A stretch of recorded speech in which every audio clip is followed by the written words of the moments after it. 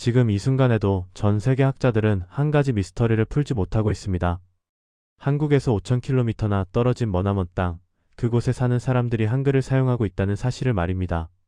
그들은 한국인이 아닙니다. 한국에서 이주한 사람들도 아닙니다. 그런데 그들의 문자는 분명히 한글입니다. 세종대왕이 창제한 그 문자를 그들은 자신들의 언어를 적는 데 사용하고 있습니다. 어떻게 이런 일이 가능한 것일까요? 강대국들은 이 사실을 숨기려 했습니다. 자신들의 문자가 세계 최고라고 믿었던 그들에게 이것은 불편한 진실이었습니다. 하지만 역사의 기록은 사라지지 않았습니다. 한글이 바다 건너 낯선 땅에서 꽃 피운 그 놀라운 이야기 지금부터 공개합니다. 시작하기 전에 아직 구독하지 않으셨다면 구독 버튼 한번 눌러주시고 이 이야기가 끝날 때까지 함께 해주세요. 그리고 오늘 이야기를 들으시면서 대한민국을 응원하고 싶으시다면 댓글에 대한민국 파이팅 한마디만 남겨주시면 큰 힘이 됩니다. 여러분의 한 글자가 이 이야기를 계속 이어가게 만듭니다.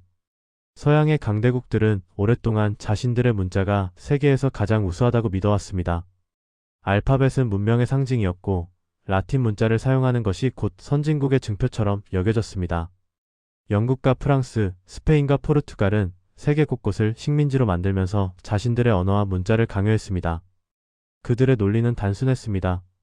문명화되지 않은 야만인들에게 선진 문화를 전파한다는 것이었습니다. 아프리카의 수많은 부족들이 자신들의 언어를 잃어버렸습니다. 아시아의 많은 민족들이 식민 종주국의 문자를 받아들여야 했습니다. 라틴 알파벳은 그렇게 세계로 퍼져나갔습니다. 그런데 이상한 일이 벌어졌습니다. 동남아시아의 한 나라에서 전혀 예상치 못한 선택이 이루어진 것입니다. 그 나라는 인도네시아였습니다. 정확히 말하면 인도네시아의 한 소수민족이었습니다. 찌아찌아족이라고 불리는 이 민족은 인도네시아 술라웨시 섬 남동쪽에 있는 부톤 섬에 살고 있습니다. 인구는 약 8만 명 정도로 작은 민족입니다. 그들은 오랜 세월 자신들만의 언어를 사용해왔습니다. 찌아찌아어라고 불리는 그 언어는 오스트로네시아어족에 속하는 독특한 언어입니다. 문제는 그 언어를 적을 문자가 없었다는 것입니다. 인도네시아는 공식적으로 라틴 알파벳을 사용합니다. 인도네시아어는 라틴 문자로 표기됩니다. 하지만 찌아찌아어를 라틴 알파벳으로 적으려고 하면 문제가 생깁니다. 찌아찌아어에는 라틴 알파벳으로는 표현할 수 없는 발음들이 있습니다. 성문 파열음이라고 불리는 특수한 소리가 있는데 이것을 라틴 문자로는 제대로 적을 수가 없습니다. 아랍 문자를 사용해 보려고도 했습니다. 인도네시아는 세계 최대의 무슬림 인구를 가진 나라이기 때문에 아랍 문자도 익숙합니다. 하지만 아랍 문자로도 찌아찌아어의 모든 발음을 표현하기는 어려웠습니다. 찌아찌아족은 자신들의 언어를 문자로 기록하지 못한 채 세대를 이어왔습니다. 구전으로만 전해지는 언어는 점점 사라져갈 위험에 처해 있었습니다. 그때 놀라운 일이 벌어졌습니다.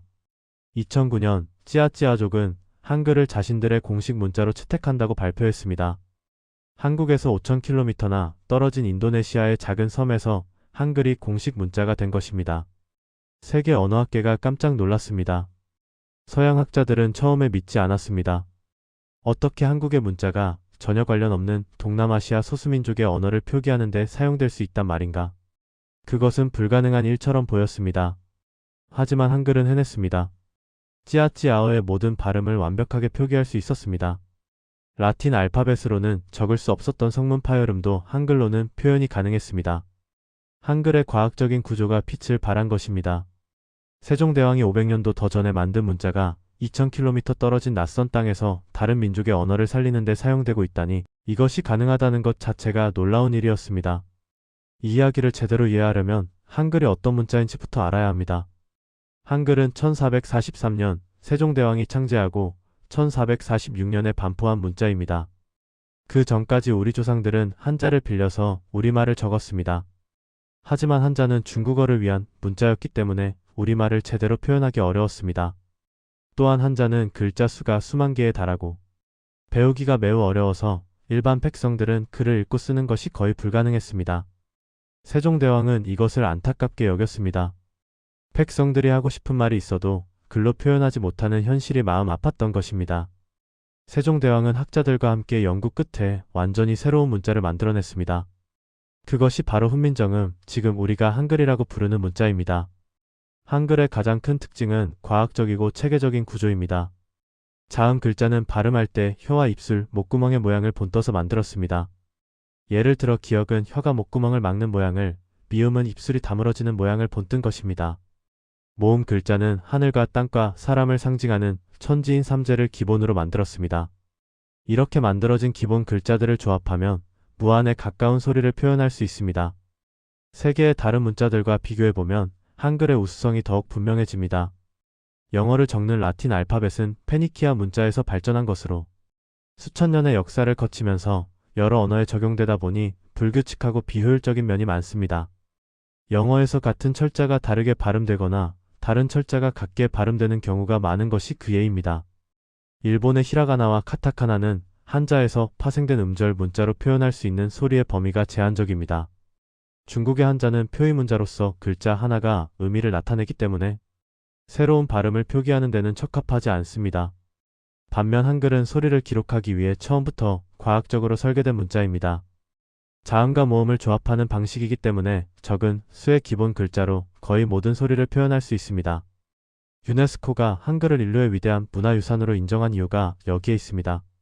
세계 언어학자들은 한글을 가장 과학적인 문자 체계라고 평가합니다. 미국의 언어학자 제러드 다이아몬드는 한글을 세계에서 가장 합리적인 문자라고 극찬했습니다. 영국의 역사학자 존 맨은 한글이 모든 언어가 꿈꾸는 최고의 알파벳이라고 말했습니다.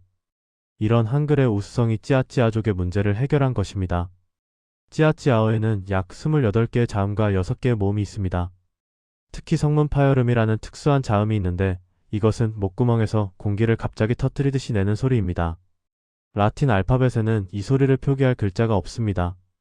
아랍 문자에도 마찬가지입니다. 하지만 한글은 다릅니다. 한글의 자음 글자를 조합하면 이 소리를 정확하게 표기할 수 있습니다. 한글로 찌아찌아어를 적으면 원어민의 발음을 그대로 재현할 수 있는 것입니다. 2008년 한국의 훈민정음악회 연구진이 찌아찌아족을 처음 방문했습니다.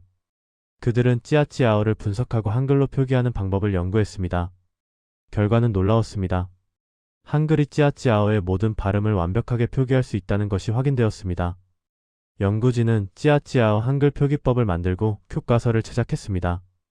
2009년부터 부톤 섬의 바우바우시에 있는 초등학교들에서 한글 교육이 시작되었습니다. 찌아찌아족 어린이들은 한글을 배워 자신들의 언어를 읽고 쓰기 시작했습니다. 이 소식이 전해지자 세계가 주목했습니다. 서양 언론들은 처음에 반신반의했습니다. 아시아의 한 나라 문자가 전혀 관련 없는 다른 민족의 언어를 표기하는데 성공했다는 것이 믿기 어려웠던 것입니다. 하지만 현지 취재 결과는 사실이었습니다.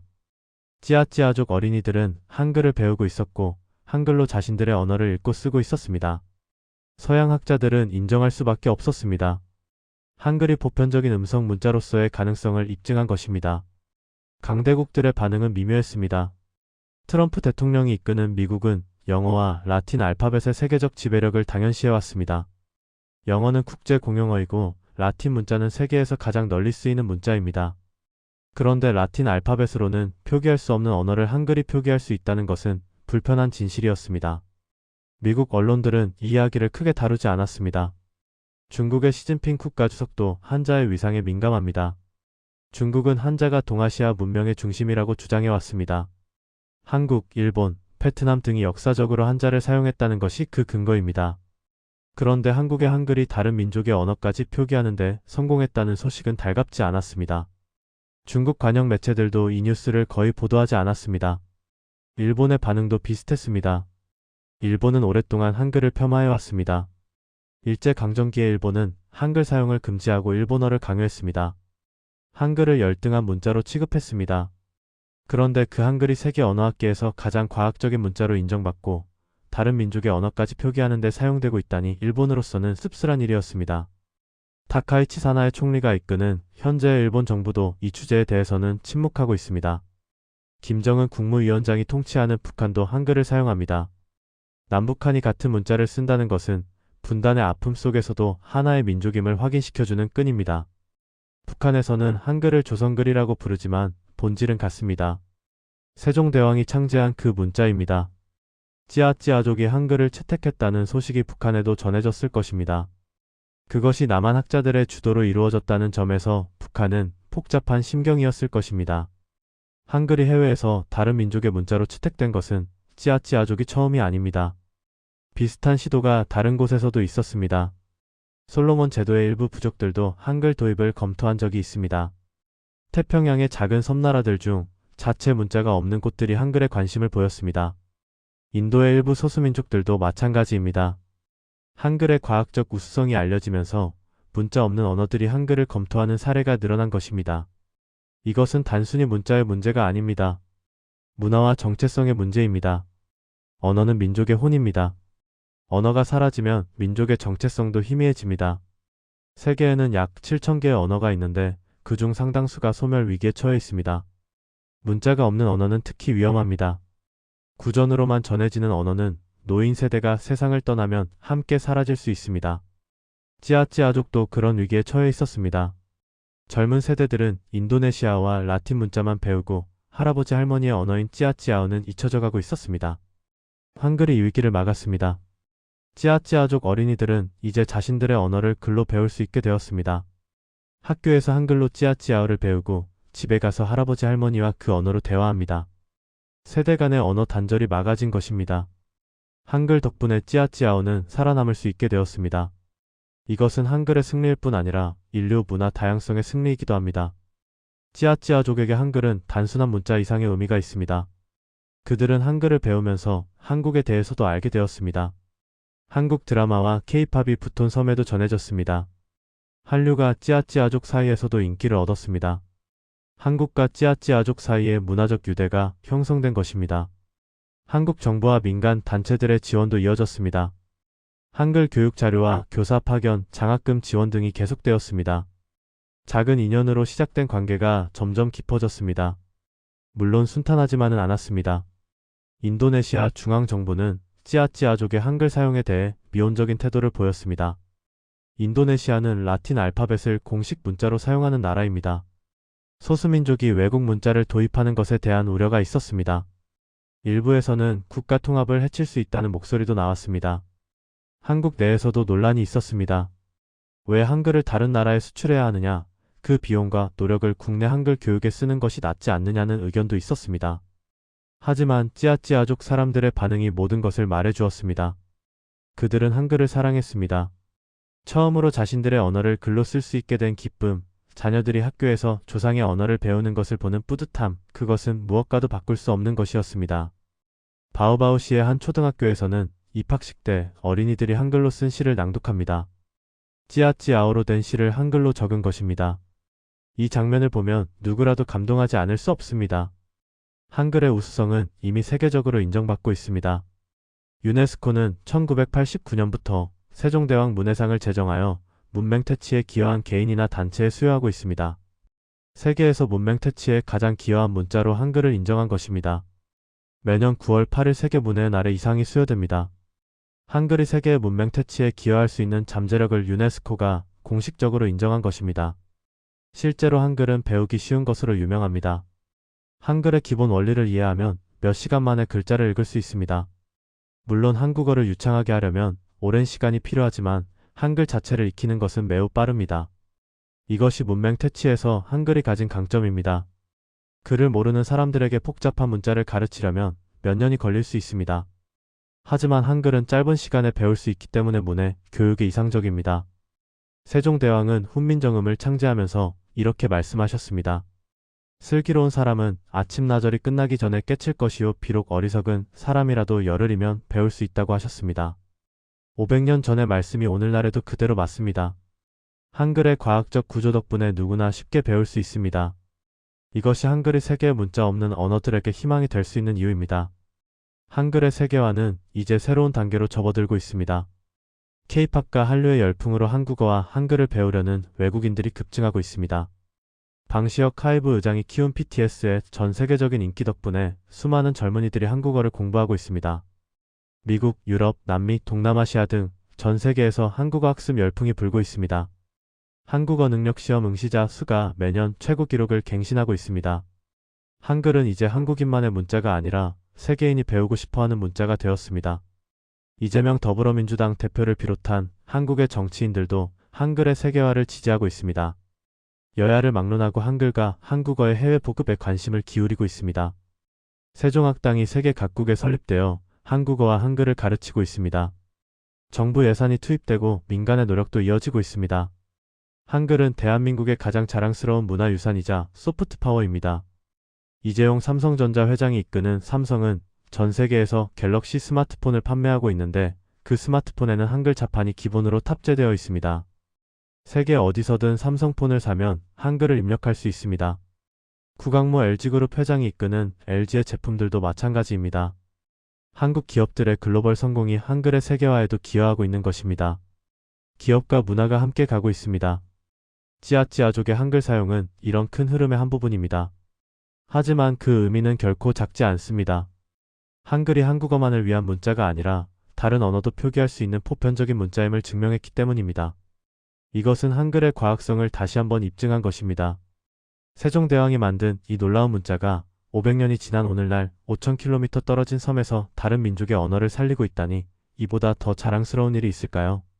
시니어 시청자 여러분, 여러분은 한글과 함께 자라셨습니다.